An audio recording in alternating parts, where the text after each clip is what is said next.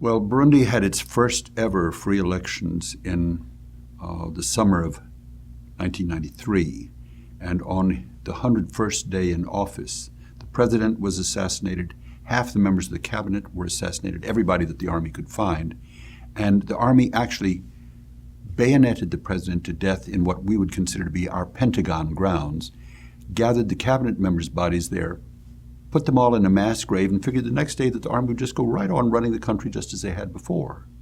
Well, the UN said, well, you can't quite get away with that. That's a little too much. And so they sent someone over, but in fact there was a kind of standoff between the political party that had won, which was the Hutu majority, in power for the first time in a generation, and the army, which was 100% Tutsi.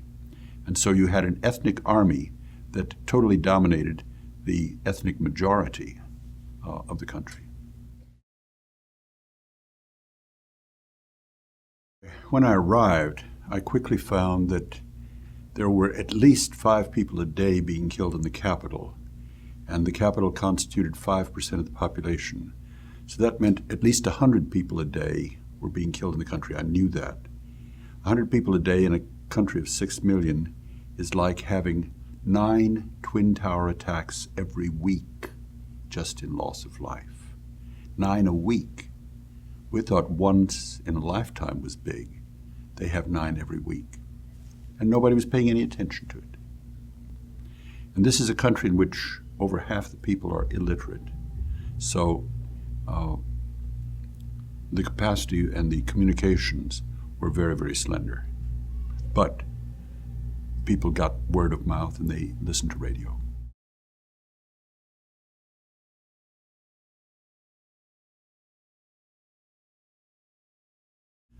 Well, you start by wanting to get solid information, and a place that has that quantity of murders is just rife with rumor at all times. So what I did was I simply went into the countryside. It's a country no larger than Maryland, so it's not that big. And I went into the countryside, and although I could not speak Kirundi, which is not even taught in Washington at the State Department, I had a translator with me, and I spoke some French, and it's not very hard to figure when you see dead bodies floating by what's going on. But the fact of the matter is that there were no international reporters whatsoever in the country, no international coverage, and most people were afraid to leave the city, although the murders were going on in the city as well. So I simply went out into the countryside, interviewed people, in some cases literally dug up graves myself so I knew what was there, and would go back and send reports back to Washington.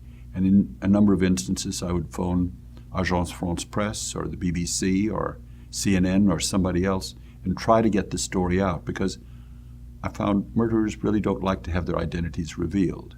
And if you reported it to the world outside, it didn't end the killing, but it would temper it down for just a few days.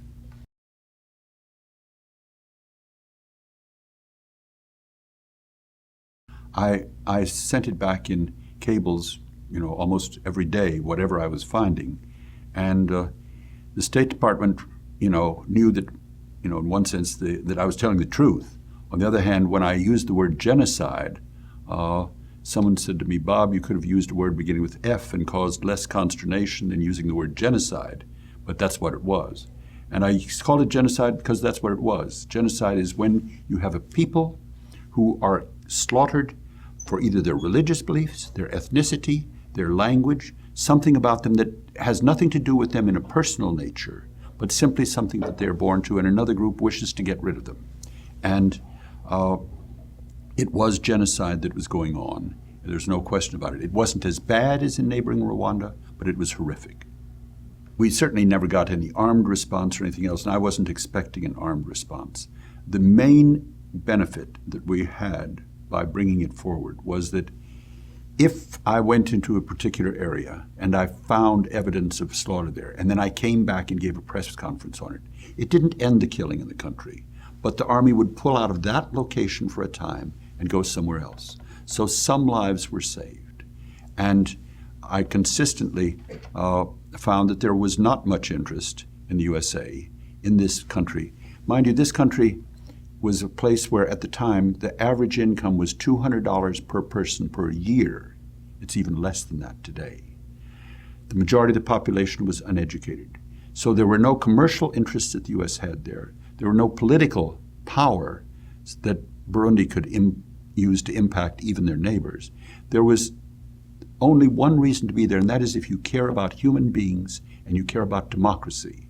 And if you feel that the United States of America, as the world's longest running democracy, has some obligation to share the power and the opportunities of democracy with people in other locations, then there's a good reason to be in Burundi.